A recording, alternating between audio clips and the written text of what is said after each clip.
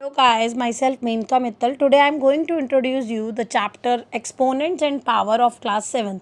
आज मैं आपको मेनली बेसिकली एक्सपोनेंट्स और पावर्स के मेन पॉइंट्स को हाईलाइट करना बताऊंगी।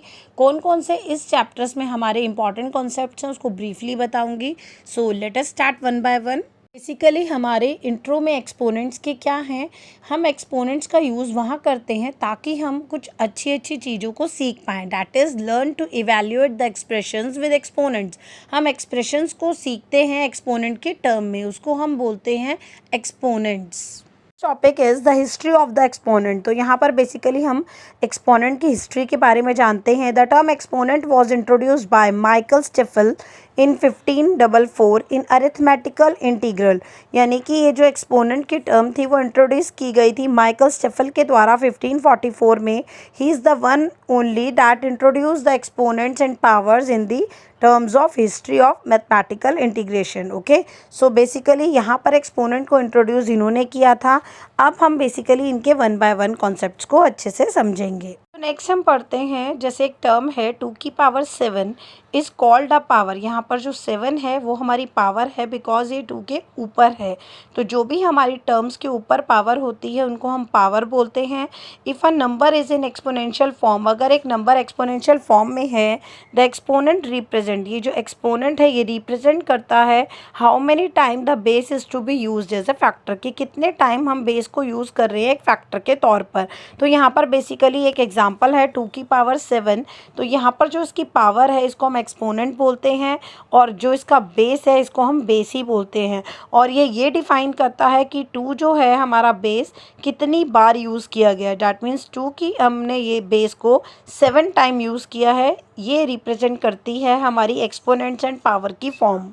जैसे कि हमने अब तक बेस और एक्सपोनेंट्स के बारे में पढ़ा, तो अब हम पढ़ते हैं किस तरीके से हम अपनी फॉर्म्स को एक्सपोनेंशियल फॉर्म में एक्सप्रेस करेंगे। सो बेसिकली यहाँ पर मैंने 2 एग्जांपल्स लिए हैं। First example is 4.4.4.4, that means 4 की पावर 4। तो यहाँ पर हमारा ये आइडेंटिफाई करता है कि 4 जो है वो कितनी बार फैक्टर के तौर पर यूज़ किया गया है। तो बेसिकली यहाँ पर 4 की पावर 4 शो करती है कि 4 को हमने 4 टाइम फैक्टर के तौर पर यूज़ किया है। So next example is d.d.d.d.d. That means d is using 5 times. So यहाँ पर बेसिकली ये आइडेंटिफाई करता है हाउ मेनी टाइम्स d को हमने फैक्टर के तौर पर यूज़ किया है। सो इसी तरीके से बेसिकली हमारे ये एक्सपोनेंट्स एंड पावर्स की फॉर्म में हम रिड्यूस अप करते हैं। कि बेसिकली मैंने यहाँ पर 2 एग्जांपल्स में शो किया था। तो मेरा नेक्स्ट एग्जांपल है c इज़ -6.-6.-6। तो यहाँ पर बेसिकली मेरी जो हमारा जो फैक्टर है वो -6 है और यहाँ पर हमने -6 को यूज़ किया है 3 टाइम्स। तो डैट मीन्स हम इसको चेंज कर सकते हैं -6 की पावर 3 में अपने बेस और एक्सपोनेंट फैक्टर के तौर पर। तो यहाँ पर ये आइडेंटिफाई करता है कि कितने टाइम्स हमने -6 फैक्टर को यूज़ किया है। Remember to keep the negative sign inside the bracket. हमेशा हमारा जो नेगेटिव साइन है वो हम ब्रैकेट के अंदर ही रखेंगे बिकॉज जैसा कि मैंने आपको सी एग्जाम्पल में -6 शो किया है, तो यहाँ पर जो नेगेटिव साइन है वो हमारे ब्रैकेट में ही रहेगा। अगर हम उसको बाहर लिख देंगे तो our answer will be negative even if we have an even number of negative sign. So this point is not to be forgot to remember. So next D example is 5.5. It means यहाँ पर हमारा जो 5 है वो 2 times अकर हो रहा है। तो हम इसको 5 की पावर 2 में लिख सकते हैं। यहाँ पर 5 हमारा बेस है और 2 हमारा एक्सपोनेंट है। तो यहाँ पर ये आइडेंटिफाई करता है कि कितने टाइम्स हमने 5 को फैक्टर के तौर पर यूज़ किया है। Topic is when exponent is 0। यदि हमारा एक्सपोनेंट 0 होगा तो व्हाट विल वी डू। सो यहाँ पर the base is any number but 0, the answer is 1। अगर हमारे एक्सपोनेंट्स को 0 में डिफ़ाइन किया जाएगा तो बेसिकली हमारा आंसर ओनली 1 होता है। फॉर एग्जांपल यहाँ पर मैंने यहाँ पर 2 की पावर 0 लिख रखा है, यानी कि यहाँ मेरा जो बेस है वो 2 है और एक्सपोनेंट जो है यहाँ पर वो 0 है। तो यदि हमारा एक्सपोनेंट 0 होगा तो हम आंसर को डिफ़ाइन करेंगे 1। तो यहाँ पर इसका आंसर हो जाता है 1। और नेक्स्ट एग्जांपल है 4638 की पावर 0। डैट मीन्स यहाँ पर बेस है हमारा 4638 एंड एक्सपोनेंट इज़ ऑल्सो 0। तो डैट मीन्स यहाँ पर जो आंसर है वो हमारा 1 की टर्म में होगा। बट कोई भी नंबर हो except the number 0, so the answer is 1। 0 means not defined, मतलब undefined. Next is the exponential rule. तो बेसिकली हमारा एक्सपोनेंशियल रूल क्या होता है आइए जानते हैं। एक्स की पावर m, यदि हमारे किसी भी इंटरवल में x की पावर m है और ब्रैकेट n है, तो डैट मीन्स एक्सपोनेंशियल रूल के अकॉर्डिंग जो इनके हमारे एक्सपोनेंट्स हैं वो मल्टीपल में हो जाते हैं। जैसे m और n है तो base is remain same x and multiple कर देंगे हम इनके एक्सपोनेंट को। डैट मीन्स x की power m bracket n is equal to x की power m into n which is equal to mn। जैसे फॉर एग्जांपल मैंने यहाँ पर 4 की पावर 3, यहाँ पर अपना बेस लिया है 4, उसके ऊपर एक्सपोनेंट लिया है 3 एंड फिर उसको ब्रैकेट में क्लोज करके ऊपर एक और एक्सपोनेंट लिया है 2। तो डैट मीन्स ये मैंने फॉर्म ली है x की पावर m ब्रैकेट n की फॉर्म। तो यहाँ पर बेसिकली हम इसको x की पावर mn की फॉर्म में सॉल्व करेंगे। तो यहाँ पर x है हमारा 4 के ऊपर हम दोनों की मल्टीप्लाई करेंगे। डैट मीन्स m है यहाँ पर 3 और n है 2, तो 3 इंटू 2 इज इक्वल टू 6। तो बेसिकली ये हमारा हो जाएगा 4 की पावर 6 के, और हम 4 को 6 बारी रिप्रेजेंट कर सकते हैं। That is 4 into 4 into 4, 4 into 4 into 4। जैसा कि मैंने आपको बताया अब तक एक्सपोनेंशियल रूल के बारे में। सो next is the multiplying power of a power. किस तरीके से हम पावर की मल्टीप्लाई करेंगे, तो मैंने यहाँ पर बेसिकली नंबर्स और अलजेब्रा दोनों सिस्टम में ही डिफाइन कर रखा है कि हम किस तरीके से मल्टीप्लाई करेंगे पावर ऑफ पावर। सो यहाँ पर मैंने नंबर्स में एग्जाम्पल लिया है 4 की पावर 3 ब्रैकेट 5। तो यहाँ पर मेरे m और n दो इंटरवल हैं, that is m is equal to 3 and n is equal to 5। So basically x की power m bracket n is equal to x की पावर mn की फॉर्म में हम इसे चेंज करेंगे। डैट इज 4 यहाँ पर 4 की पावर 3 इंटू 5 दोनों की करेंगे multiply, and 3 into 5 is equal to 15। तो हमारा आंसर हो जाएगा 4 की पावर 15। सो मैंने यहाँ पर बेसिकली अलजेब्रा में भी इसको रिप्रेजेंट किया है। अलजेब्रा मीन्स जहाँ पर हम डिफाइन करते हैं PQRS ABCD की टर्म्स में। तो यहाँ पर बेसिकली मैंने P की पावर R ली है और ब्रैकेट क्लॉज s लिया है। तो यहाँ पर जो मेरा m है वो r है एंड यहाँ पर s है। तो बेसिकली ये p जो है वो पावर में आएगा r इंटू s के। तो इसी तरीके से बेसिकली हम मल्टीप्लाई कर सकते हैं power of a power with very easy systems. Is the division properties. अभी तक तो हमने मल्टीप्लिकेशन पढ़ी थी पावर ऑफ पावर की, अब हम नेक्स्ट प्रॉपर्टी पढ़ेंगे that is division property. So basically this property is use when dividing two or more exponential expression with the same base. इस प्रॉपर्टी का यूज़ हम वहाँ करते हैं जब हमें डिवाइड करने हो दो या दो से ज़्यादा एक्सपोनेंशियल एक्सप्रेशन उनके बेस को सेम रखने के लिए।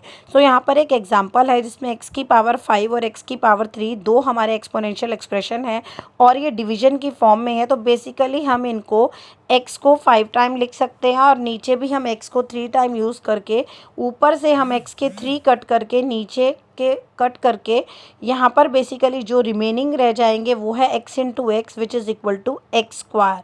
तो यहाँ पर बेसिकली हम इसको इस तरीके से भी कर सकते हैं और अदरवाइज़ हम अपनी प्रॉपर्टी का यूज़ कर सकते हैं डैट इज़ हम x की पावर एक ही बेस को यूज़ करें और उनकी पावर को माइनस कर दें। डैट इज़ यहाँ पर हम x की पावर 5 माइनस 3 भी करेंगे तो भी हमारा यहाँ पर x स्क्वायर ही आएगा। तो हम कई सारी एक्सपोनेंशियल एक्सप्रेशन में इस तरीके से डिवीजन में अपनी प्रॉपर्टी को यूज़ कर सकते हैं by subtracting both there powers. अभी हमने पढ़ा था डिवीजन प्रॉपर्टीज़ के बारे में। अब हम पढ़ते हैं मल्टीप्लिकेशन प्रॉपर्टीज़। हमारी मल्टीप्लिकेशन प्रॉपर्टी क्या क्या होती हैं। सो इसमें यहाँ पर है प्रोडक्ट ऑफ पावर, किस तरीके से हम पावर्स का प्रोडक्ट कर सकते हैं। सो यहाँ पर हमारा x की पावर a इंटू एक्स की पावर b इज इक्वल होगा x की power a plus b। That means कि यहाँ पर अगर हमारा कोई बेस है उसके ऊपर कोई भी पावर की टर्म्स है और दोनों के बेस सेम है तो हम उनकी पावर्स को ऐड करके उनके प्रोडक्ट ऑफ पावर को ईजिली कर सकते हैं। So next is the power to a power.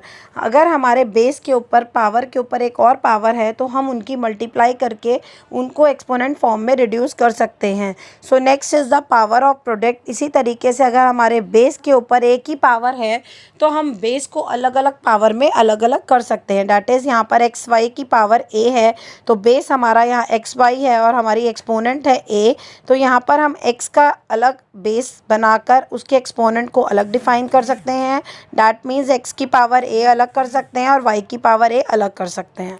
सो ये बेसिकली कुछ मल्टीप्लिकेशन प्रॉपर्टीज़ हैं हमारी एक्सपोनेंट्स की फॉर्म में।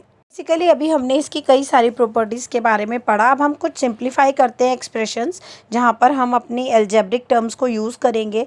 सो यहाँ पर मैंने एक एग्जांपल लिया है, सिंप्लीफाई 2 की पावर 5 माइनस 3 की power 2 bracket close plus 6 and 4। यहाँ पर बेसिकली हम किस तरीके से सॉल्व करेंगे, तो पहले हम इवैल्यूएट करेंगे इसके एक्सपोनेंट्स को। तो यहाँ पर बेसिकली हमने 2 की पावर 5, यहाँ पर हमारा बेस 2 है और एक्सपोनेंट है 5।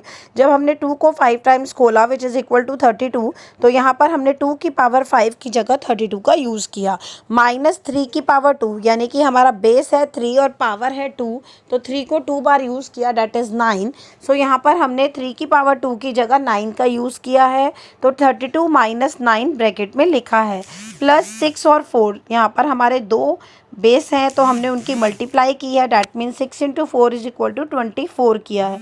सो बेसिकली यहाँ पर हमारी सिंप्लीफाई करके एक्सप्रेशंस आई हैं 32 माइनस 9 प्लस 24। जब हमने 32 को माइनस किया 9 से which is equal to 23 plus 24, it means the answer is 47। तो हम इस तरीके से अपने एक्सप्रेशंस को सिंप्लीफाई करके अपनी प्रॉपर्टीज़ का यूज़ करके अपने क्वेश्चंस को ईजिली सॉल्व कर सकते हैं। It very much better. मैंने यहाँ पर एक और एग्जांपल लिया है, डैट इज़ 3 की पावर 2 माइनस 8 की पावर 2 ब्रैकेट बंद प्लस 2 इंटू 3। यहाँ पर मैंने बेसिकली एक एग्जांपल को और अच्छे से आपको क्लियर करने के लिए यूज़ किया है। यहाँ पर मैंने 3 की पावर 2 का यूज़ किया है, डैट मीन्स यहाँ पर 3 को 2 बार यूज़ किया है विच इज़ इक्वल टू 9। और यहाँ पर हमारा 8 की पावर 2 है equal 8 into 8 which is equal to 64। तो डैट मीन्स जब हमने 9 में से 64 को माइनस किया तो ये हमारा आया माइनस का 55। प्लस आगे हमारे पास 2 इंटू 3 दो बेस है और हमने दोनों के दोनों बेस की मल्टीप्लाई की, डैट मीन्स हमने 2 इंटू 3 की मल्टीप्लाई की विच इज़ इक्वल टू 6। और उसके बाद हमारा आया माइनस 55 प्लस 6। तो यहाँ पर बेसिकली हमारे दो साइन है, that is plus and minus, तो प्लस माइनस माइनस हो जाएंगे और 55 को हम 6 से माइनस करेंगे which is equal to 49। But यहाँ पर जो हमारा बड़ा वाला इंटीजर है वो 55 है और उसके साथ नेगेटिव साइन है, तो यहाँ पर बेसिकली हम अपने आंसर में भी नेगेटिव का ही साइन का यूज़ करेंगे। सो हमारा आंसर हो जाता है -49। सो गाइस बेसिकली मैंने आपको एक्सपोनेंट्स एंड पावर्स के सभी कॉन्सेप्ट्स को बहुत अच्छे से एक्सप्लेन किया। आई होप कि आपको अच्छे से समझ आए होंगे। So thank you for watching my video.